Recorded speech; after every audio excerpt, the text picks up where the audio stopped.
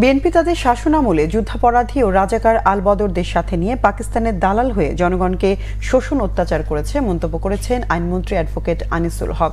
ব্রাহ্মণবাড়িয়া আখাউড়া উপজেলার তিতাস নদীর উপর নির্মাণাধীন ব্রিজের কাজ পরিদর্শন শেষে শুক্রবার দুপুরে সাংবাদিকদের প্রশ্নের জবাবে তিনি এসব কথা বলেন।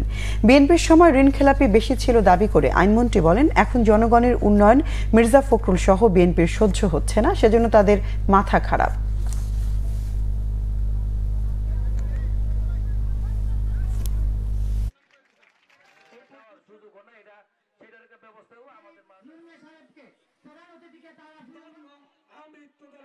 2001 থেকে 2006 সাল পর্যন্ত যখন বিএনপি সরকার বাংলাদেশ তারা শাসন করত, তখন তারা যুদ্ধ অপরাধী, রাজাকার, আল বদর এবং নিজেরা পাকিস্তানের দালাল হয়ে বাংলাদেশের জনগণকে শোষণ করত, শাসন করত, অত্যাচার করত।